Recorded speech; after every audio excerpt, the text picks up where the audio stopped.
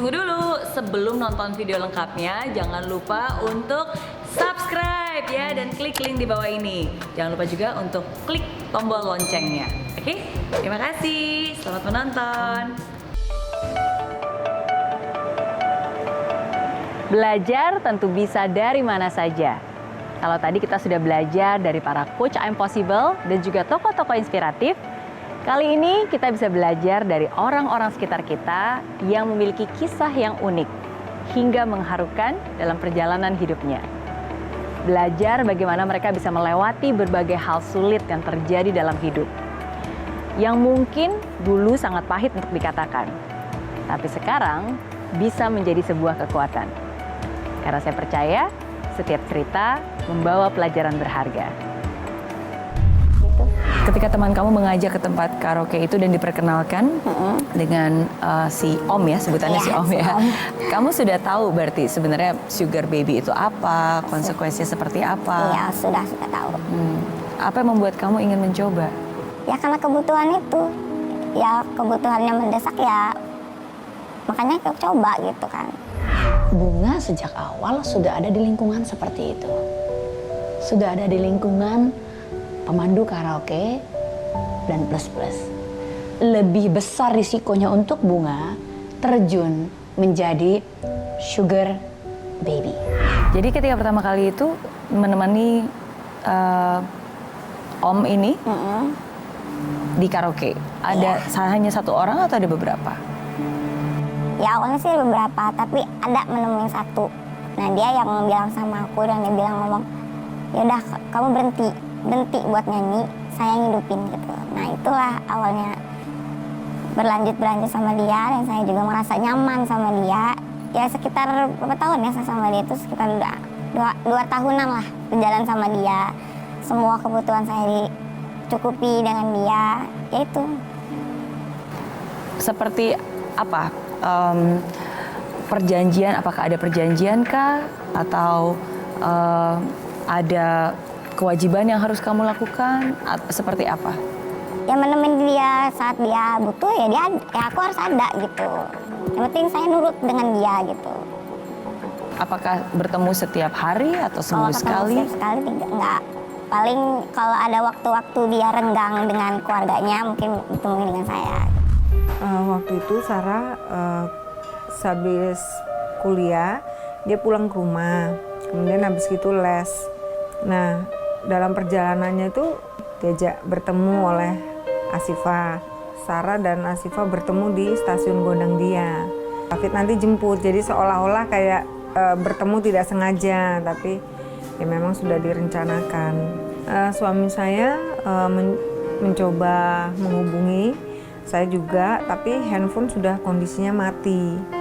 Telepon temen, tapi nggak ada yang angkat. Sebagai orang tua khawatir karena sudah malam, anak tidak pulang dan ketika dihubungi sudah tidak bisa. Saya cari-cari informasi, saya telepon beberapa temennya, tapi ya gitu nggak ada yang tahu dan bilang bahwa Sarah nggak kuliah. Nah itu udah berkecamuk. Sedangkan kok suami saya sendiri didatangi oleh penyidik. Kami nggak berpikir bahwa Sarah sudah meninggal gitu. Waktu Hafid di rumah duka, saya dan Hafid bersalaman, dia kan mengucapkan belasungkawa. Dalam hati saya bilang, kenapa sampai kamu tega melakukan ini? Ada perasaan hancur yang tertahan, tetapi gimana ya, anak satu-satunya dekat sama saya, tidur sehari-hari sama saya, cerita apa segala macam sama saya, tiba-tiba meninggal dengan cara seperti itu. Apa yang membuat Ibu Elizabeth bisa memaafkan pelaku pembunuh dari adik Sarah? Ya, pertama karena di dalam iman percaya saya dan suami saya mengajarkan bahwa cara kita mengasihi Tuhan itu juga mengasihi sesama kita. Dan Tuhan juga berkata, kalau kita mengasihi orang yang mengasihi kita itu, kita sudah dapat upahnya. Tetapi kalau kita mengasihi orang yang pernah menyakiti kita, itu Tuhan yang akan memberikan upahnya. Gitu. Setiap orang pasti pernah jatuh. tetapi bagaimana cara kita memilih untuk bangkit dan berdiri lagi, sehingga kita bisa kembali berjalan dan berlari. Selain konsep dari hati ke hati yang baru saja Anda lihat tadi, I'm Possible juga mengikuti tren kekinian, di mana di tengah kondisi pandemi yang melanda dan protokol kesehatan yang berlaku, I'm Possible hadir dengan konsep podcast dan mengulik sisi lain narasumber. Jangan menganggap orang sebelah mata. Siapapun dia. Kita nggak tahu yang kita sepelekan orang, yang kita tidak anggap orang, nanti suatu ketika akan jadi apa kita nggak tahu. Orang tua saya melahirkan saya pernah dituduh nyolong jam tangan di keluarga saya sendiri. Yang kedua adalah menjadi orang miskin susah. Itu melelahkan. Kadang menyedihkan dalam prosesnya. Tapi lagi-lagi bahwa yang penting kita harus ikhlas dalam menjalani segala cobaan. Yang paling titik terendah adalah bagaimana kita menerima apa yang menjadi cobaan, sikap baik dari keluarga maupun dari orang di luar keluarga. Kalau sukses menahan rasa untuk tidak melakukan hal berbalik kita marah, itu suksesnya kehidupan sebenarnya. Sampai akhirnya ada satu momen di mana perusahaan, ayah saya punya perusahaan, punya perusahaan kontraktor gitu, sampai akhirnya perusahaannya bangkrut. 2 tahun kemudian meninggal dunia tanpa meninggalkan apapun. Akhirnya saya jadi tulang punggung keluarga di umur belasan gitu. Bingung karena tadinya nggak punya kemampuan, nggak punya skill apapun. Ya udah sampai akhirnya gimana caranya supaya bisa survive, bertahan hidup gitu. Jadi dari dulu saya memang selalu menyederhanakan harapan tapi memperbesar tindakan dengan tujuan. Sampai akhirnya gitu, karena sering kalau misalkan kita terlalu berharap, kalau nggak terjadi pasti kecewa gitu. Ya alhamdulillah Tuhan ngasih bahkan lebih dari apa yang saya harapin sekarang gitu. Sampai akhirnya ada satu momen mungkin turning point di mana saya ngelihat kita waktu itu mau makan tuh susah banget Miss. Harus jual-jual barang. Kita mau makan tuh ya ada satu momen di mana kita makan nasi garam, nasi kecap. Sempet juga gitu ada di fase itu gitu. Mungkin bagi sebagian orang ya biasa aja gitu ya makan nasi garam, nasi kecap. Tapi pada saat itu ibu saya sih yang luar biasa ngajarin arti hidup gitu ya. Saya ngelihat satu momen ibu saya nyuapin adik saya yang paling kecil sama kakak saya Down syndrome. Down syndrome bukan karena bawaan lahir, karena kecelakaan.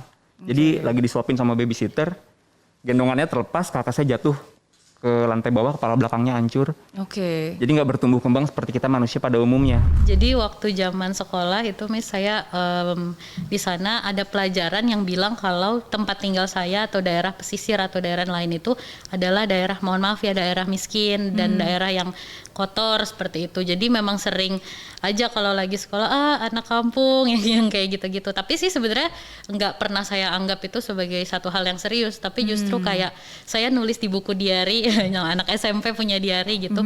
Saya ingin pokoknya satu hari nanti desa ini dikenal sama orang banyak dan saya nggak perlu malu lagi bilang kalau misalnya saya tinggal di situ gitu loh. Momen yang benar-benar bikin saya senang, yang saya ngerasa ini udah mulai mendekati adalah saat itu saya diundang ke China, salah satu Global Women Conference yang diadakan sama Alibaba, dan di sana saya satu-satunya yang dari Indonesia dan Southeast Asia, sama-sama Jack Ma sebelahan gitu, dan saya presentasi dan video saya diputar dan bilang nama saya Utaris, saya dari Kampung Baru Balikpapan. Itu kayak satu hal yang saya udah berhasil sedikit lakukan untuk memperkenalkan desa saya ke dunia.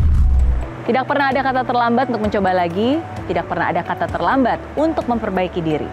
Tidak pernah ada kata terlambat untuk mencintai, tidak pernah ada kata terlambat untuk bermimpi. Musnahkan alasan dan ciptakan kemauan. Buat keputusan dan lakukan. Kesempatan masih terbuka, harapan akan selalu ada bagi Anda yang senantiasa percaya dan tak pernah putus asa. Di aplikasi Mary Riana tersedia lengkap video-video YouTube terbaru saya, artikel yang up to date, quotes inspirasi, koleksi merchandise, workshop dan seminar yang bisa kamu dapatkan free dan download sekarang juga gratis.